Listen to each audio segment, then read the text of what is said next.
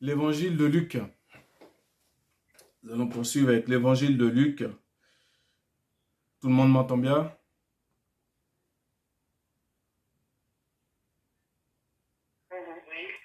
D'accord.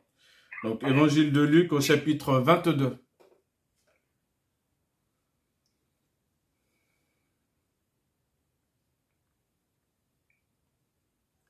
Et vous comprendrez pourquoi Dominique a lu ce matin Philippiens 2, versets 1 à 8, et pourquoi le Seigneur l'a conduit à s'arrêter particulièrement sur le 5. C'est bien ça, Dominique?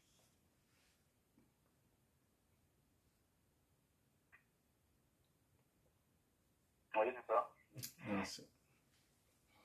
Alors, Luc, chapitre 22, on va lire à partir du verset 39.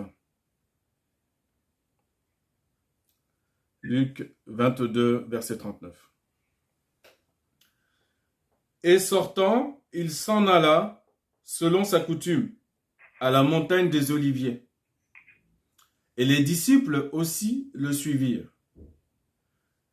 Et quand il fut en ce lieu-là, il leur dit, « Priez que vous n'entriez pas en tentation. » Et il s'éloigna de lui-même, environ d'un jet de pierre, et s'étant mis à genoux, il priait, disant, « Père, si tu voulais faire passer cette coupe loin de moi. Toutefois, que ce ne soit pas ma volonté, mais la tienne qui soit faite. » Et un ange du ciel lui apparut, le fortifiant. Et étant dans l'angoisse du combat, il priait plus instamment, et sa sueur devint comme des grumeaux de sang découlant sur la terre. Et s'étant levé de sa prière, il vint vers les disciples, qu'il trouva endormis de tristesse. Et il leur dit, « Pourquoi dormez-vous? Levez-vous et priez, afin que vous n'entriez pas en tentation. » Amen. Éternel notre Dieu, nous te bénissons pour ta parole. Nous te bénissons parce que, oh Dieu, c'est toi-même qui nous as rendus dignes de pouvoir oser ouvrir la bouche pour toi, par ton Esprit Saint. Seigneur, nous n'arrivons pas à la poussière de la plante de tes pieds. Et c'est une chose extraordinaire, Seigneur mon Dieu, que tu nous utilises pour ta parole. Sois béni, que tous les cœurs soient préparés à entendre ta parole, à la comprendre, à la mettre en pratique, à produire du fruit, pour la gloire de ton nom, pour la gloire de ton nom. Amen. Nous avons ici un passage très, très bien connu, un passage qui nous parle de Jésus au jardin de Gethsémane, de l'angoisse de Jésus. La parole nous dit que Jésus était angoissé en rapport au combat qu'il allait mener. Ce combat qu'il allait mener, c'est un combat d'appliquer la volonté de Dieu jusqu'au bout,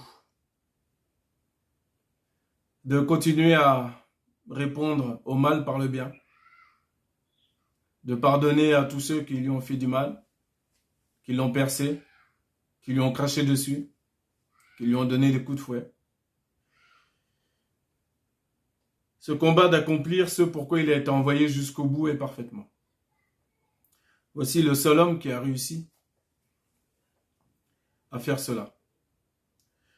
Et dans son témoignage vivant, puisqu'il nous a raconté quelque chose qui s'est passé, que le monde entier a vu, dans ce témoignage vivant, il y a, comme d'habitude avec la parole de Dieu, beaucoup d'instructions. Et je remercie le Seigneur qui au fur et à mesure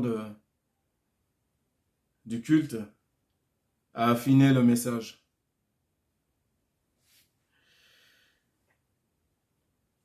J'avais prévu d'autres textes, mais en vérité, le Seigneur, soyez bien attentifs parce que le Seigneur va rester juste sur une chose.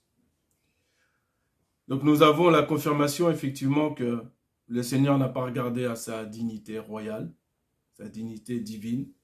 Il a été jusqu'au bout. Il s'est fait serviteur jusqu'au bout, il nous a montré le chemin jusqu'au bout, afin que nous-mêmes nous entrons dans ce chemin. Cependant, nous devons comprendre ou réapprendre que nous avons peu de force.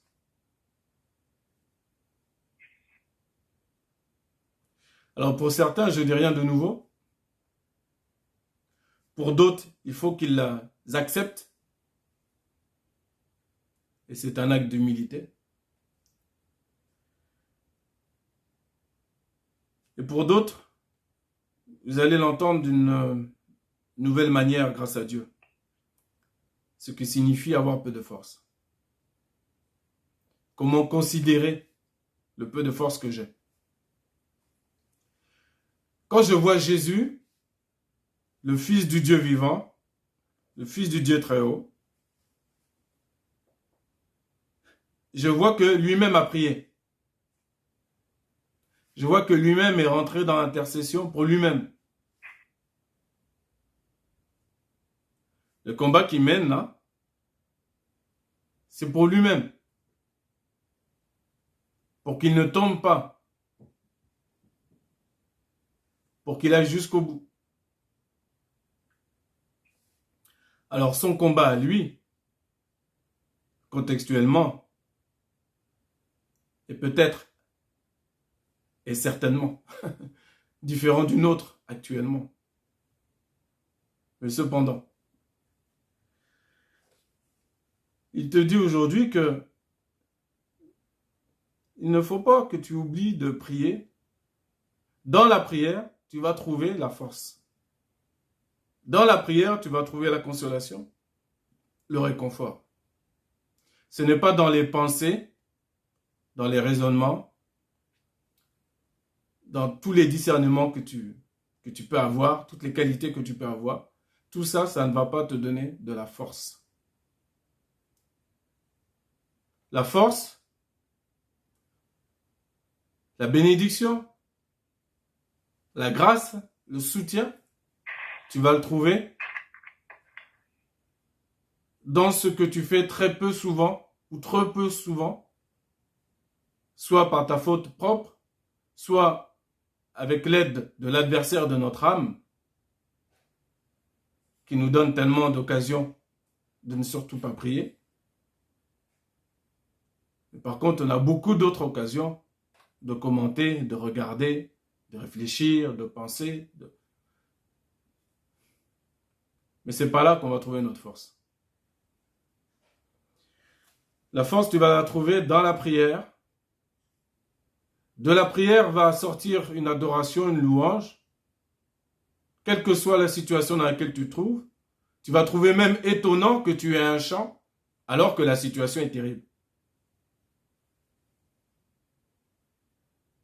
Mais le Seigneur sait très bien ce qu'il fait. Le Seigneur sait très bien quel chant il fait monter. Parce que la guerre, elle est spirituelle. Il y en a un qui est sur tes côtes et qui veut ta destruction totale. Et nous ne savons pas, comme dit la parole, comment il faut prier.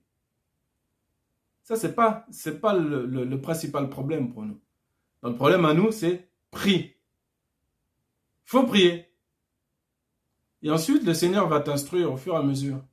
Il va te guider au fur et à mesure. Si tu as des oreilles pour entendre et des yeux pour voir, tu seras instruit toi-même directement par le Seigneur. Et au fur et à mesure, tu deviendras de plus en plus stratège dans ta prière.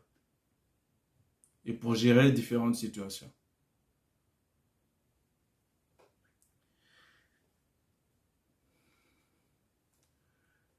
Jésus lui-même a dû prier. Jésus lui-même était dans l'angoisse. Alors est-ce que nous, on croit qu'on va échapper à des situations où on ne sera pas dans l'angoisse? Est-ce que nous, on pense échapper à des situations où on ne va pas entrer en tentation?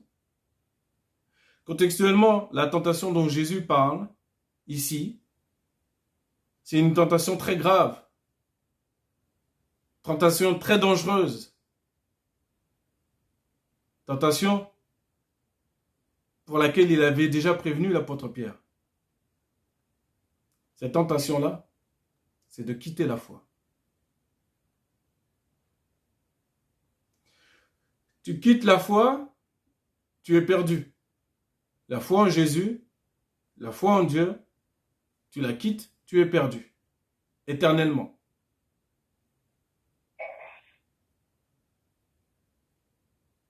Ça, il faut le savoir.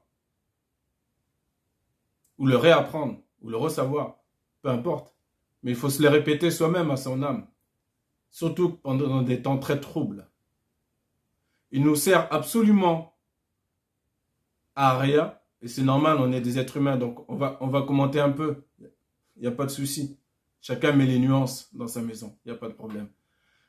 On va commenter les situations qui nous arrivent sur le plan collectif dans le pays. Mais à un moment donné, il va falloir prier. Tout simplement, et comprendre que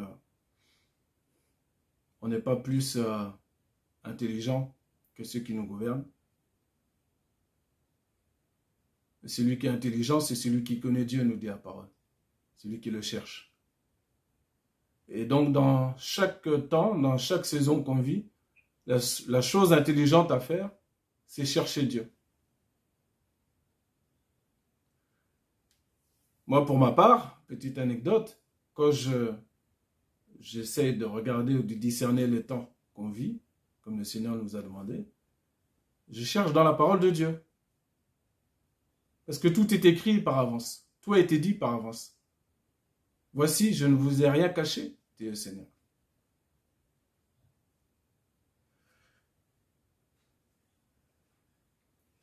Et on voit dans le livre du prophète Abdias, à l'occasion chez vous, vous le lirez, et vous verrez que ce qui tombe sur Ésaü serait le père d'Édom, ce qui représente l'Occident. Ce sont toutes ces choses qui arrivent aujourd'hui.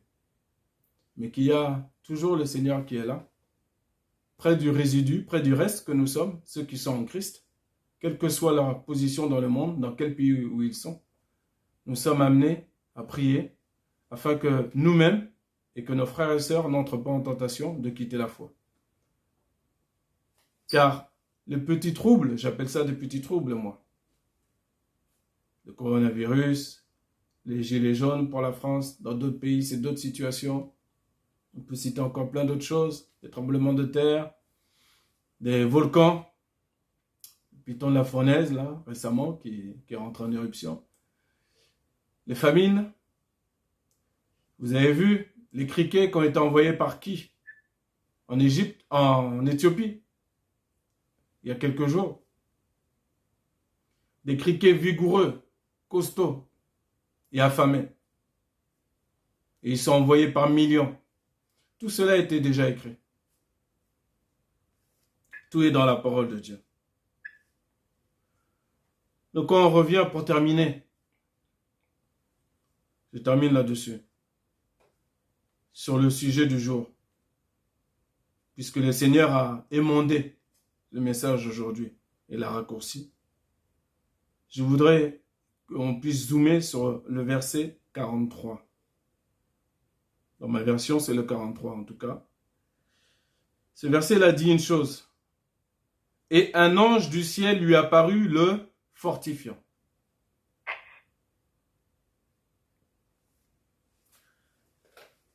C'est ce que tu vas trouver dans la prière. Tu vas trouver beaucoup de force. Beaucoup de force, même dans la maladie, même dans la mort. Nos frères et sœurs meurent avec le sourire quand ils s'en vont. Parce qu'ils savent qu'ils ne meurent pas, ils s'endorment. C'est une grande différence. Cette fameuse ancre sûre et ferme qui est dans notre âme.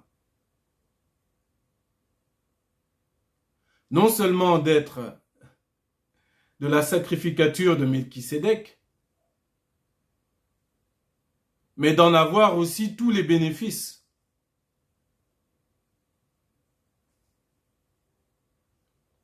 C'est la raison pour laquelle, au fur et à mesure de notre marche, notre paix grandit au fur et à mesure que les troubles extérieurs grandissent. Ce n'est pas une paix fabriquée. C'est Jésus-Christ lui-même, tout au fond de ton cœur. Tout comme l'ange du ciel est apparu à Jésus, non seulement il est apparu, mais il l'a fortifié. Il le fera pour toi, il le fera pour moi. Pourvu que je prie, afin de ne pas entrer en tentation. La tentation ultime, c'est quitter la foi. Tout le reste, ce sont des petites tentations de bas niveau que tu es censé gérer, déjà, là où tu es arrivé. Mais la pire, les accumulations de fautes, les accumulations de culpabilité, des poids et des poids de culpabilité, des accumulations d'iniquité, de médisance, de calomnie, de toutes sortes de choses, abîme ton âme, souille ton âme, et à la fin, la finalité de tout ça,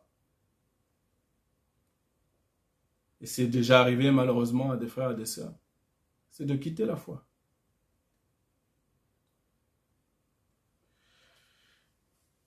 Si Jésus a averti Pierre, je pense qu'on peut être averti nous aussi. Et grâce soit rendue à Jésus-Christ, qui nous envoie son ange. Nous avons chacun un ange, il faut le savoir. Et cet ange-là, lorsque Dieu le commande, il vient et nous fortifie. Moi, je l'ai déjà expérimenté de manière très concrète. Et je peux vous dire que la force qu'il vous donne vous fait traverser toutes sortes d'obstacles. Seulement prie.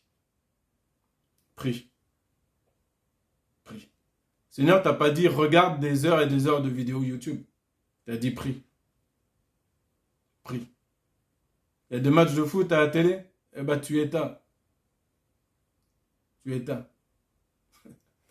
Va prier. Va prier. Pour les uns, c'est le foot. Pour les autres, je ne sais pas c'est quoi. Mais il faut faire attention.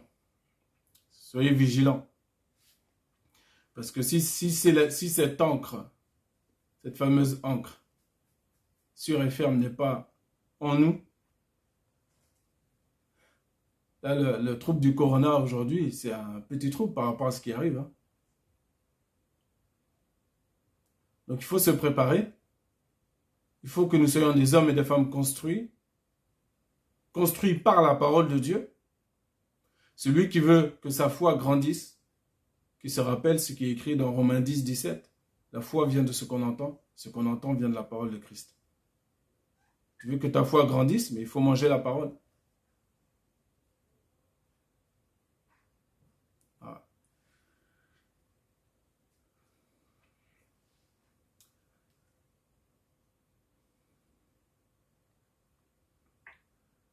Jésus a souffert jusqu'au bout. Nous aussi, nous allons souffrir jusqu'au bout. D'une manière différente. Mais dans la victoire. À partir du moment où le serviteur est comme son maître, ça suffit. Nous marchons nous aussi dans la victoire. Mais le serviteur n'est pas au-dessus du maître. C'est-à-dire que nous ne pouvons pas croire que il ne faut pas laisser s'imaginer à notre subconscient qu'on va se suffire à nous-mêmes. On ne peut pas se suffire à nous-mêmes. J'ai besoin de mon frère, j'ai besoin de ma sœur. Ah. Pierre a fait la meilleure expérience. Dieu lui a montré sa situation. Lui qui disait qu'il était prêt à aller à la mort pour Jésus-Christ. Le Seigneur, pour son bien, lui a démontré par le reniement de 3 fois combien il était faible, peu de force. Ne croyons pas qu'on ait de la force par nous-mêmes. La force, nous allons la prendre dans la prière et le Seigneur enverra ses anges pour nous fortifier. Il l'a fait pour Jésus, il le fera pour nous. Comprenez bien que les anges, ces créatures de Dieu divines, sont au service des hommes. Ils sont à notre service. Nous prions Dieu et Dieu envoie ses troupes d'anges. Nous avons une grande valeur auprès de Dieu, mon frère, ma soeur. Tu as une grande valeur auprès de Dieu. Quand tu pries avec foi, tu peux croire que Dieu écoute. Quand tu pries selon sa volonté, tu peux croire qu'il écoute et qu'il va exaucer et qu'il va accomplir. Il va entendre ta propre prière, celle qui sort de tes entrailles. Pas des prières qui ont été copiées, collées, recopiées. J'ai vu ça dernièrement là, sur Internet, décidément.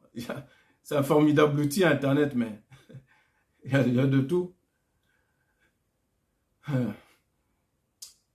Les fameuses prières inspirées. Faites bien attention. L'inspiration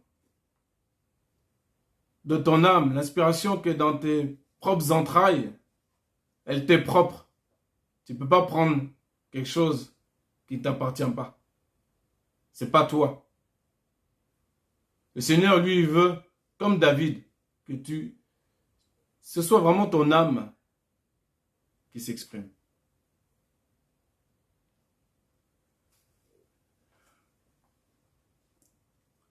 Car tu as de l'importance, toi, individuellement, toi-même, tu as de l'importance devant Dieu. Et le Seigneur veille sur toi, afin que tu n'entres pas en tentation.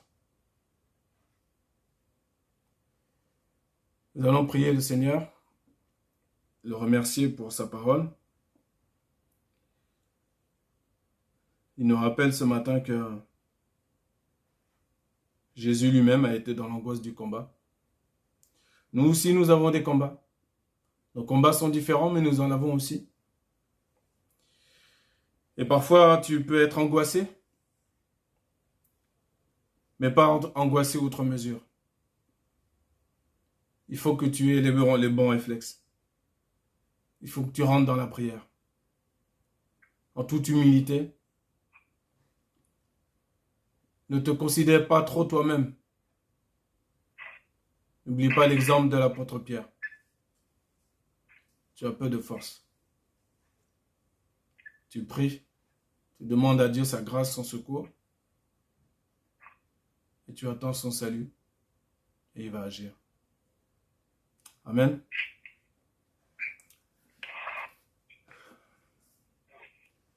Amen. Éternel notre Dieu, nous te bénissons. Nous te bénissons vraiment pour ta parole. Nous te bénissons parce que ta parole est la vérité. Elle est la vérité et l'ennemi de notre âme veut nous séparer de ta parole.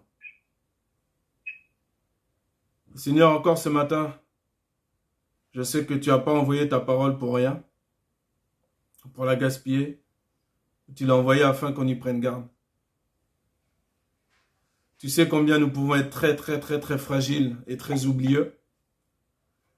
Alors je te prie, Seigneur mon Dieu, vraiment ce matin de continuer à fortifier, à réveiller l'esprit de chacun, de chacune, afin que nous ayons toujours les bons réflexes. Pas les réflexes que notre cerveau va construire, notre raisonnement, mais les réflexes que ta parole